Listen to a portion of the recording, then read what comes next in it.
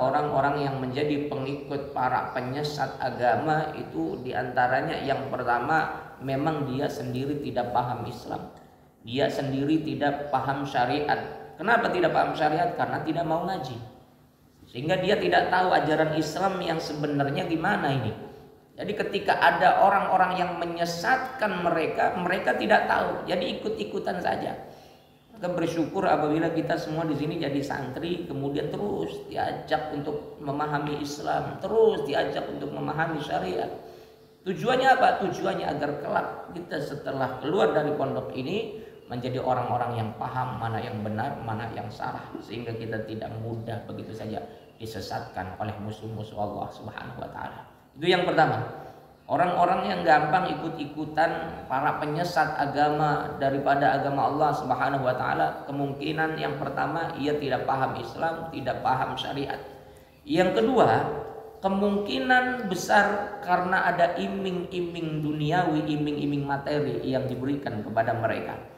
Jadi dia nggak peduli sekalipun ajarannya nyeleneh, sekalipun ajarannya menyimpang, yang penting saya dapat jabatan. Yang penting saya dapat posisi, saya dapat uang tiap bulan, saya dapat fasilitas.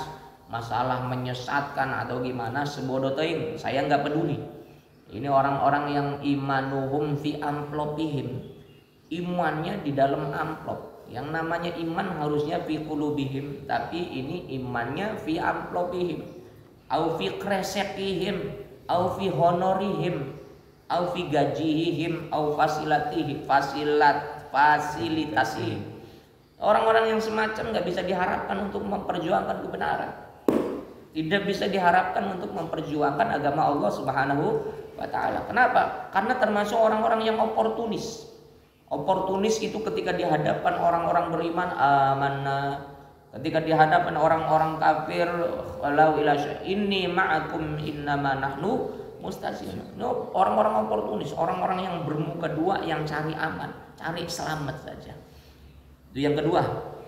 Yang ketiga, kenapa banyak orang yang mudah begitu saja mengikuti orang-orang yang menyesatkan daripada agama Allah Subhanahu wa taala? Maka kemungkinan berikutnya adalah karena pengaruh sihir, karena pengaruh hipnotis. Karena Pak Ustadz pernah nguruqyah salah seorang korban dari aliran sesat. Dulu di Cirebon ada aliran sesat, cukup banyak pengikutnya. Dan ketika digerebek ternyata yang jadi pengikut itu bukan orang-orang bodoh. Yang jadi pengikut itu ternyata anak-anak mahasiswa, anak-anak SMA yang di kampusnya, yang di sekolahnya itu sering mendapatkan ranking 1. Yang sering mendapatkan prestasi. Makanya orang tuanya nggak ngerti, Ustaz kenapa bisa seperti ini? Anak saya itu pintar, tapi kok bisa ke bawah-bawah gitu sama orang-orang yang menyesatkan agama, sama aliran-aliran sesat. Kok bisa ke bawah seperti itu? Gimana? Karena mereka orang tuanya merasa janggal, merasa aneh, bawa anaknya suruh diruqyah. Setelah diruqyah apa yang terjadi? Setelah diruqyah itu ternyata ada sihir yang ditanam ke tubuh-tubuh mereka. Dan ketika diruqyah itu jinnya bahasa Inggris memperoleh. Jadi kalau bahasa Indonesia kan panas, atau bahasa Sunda kan hardang gitu kan. Tapi kalau bahasa Inggris itu very hot, kepanasan. Ini benar, ini serius, kepanasan.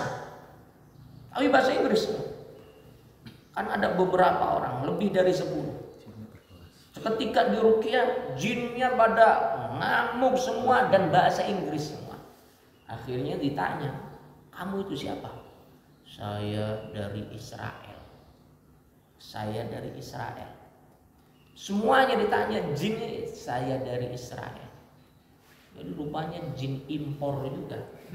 Jadi yang impor bukan hanya celana jeans, tapi jin beneran juga ada yang impor. Tujuannya apa kamu dari Israel dibawa ke sini? Tujuannya untuk menyesatkan umat Rasulullah Muhammad sallallahu alaihi wasallam. Melalui siapa? Melalui agen-agennya.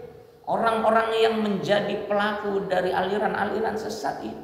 Ternyata difasilitasi oleh Zionis Yahudi, tujuannya untuk menghancurkan akidah kaum muslimin. Dahsyat. Ternyata orang-orang Zionis, orang-orang Yahudi, ketika coba untuk menghancurkan umat Islam dari segala penjuru, dari militer kita diserang, dari pemikiran kita diserang, dari ekonomi kita diserang, sampai dunia gaib pun kita diserang. Maka di sini kemungkinan besar orang-orang yang nyeleneh, orang-orang yang pede dengan kesesatannya, ya mereka termasuk agen-agen Zionis Yahudi. Apalagi salamnya salam gaya Yahudi. Tahu nggak videonya? Salamnya salam Yahudi, bangga dengan Israel. Kemungkinan besar itu merupakan agen-agen Zionis Yahudi yang ditanamkan di tengah-tengah umat Rasulullah Muhammad SAW, tujuannya untuk menghancurkan agama Allah Subhanahu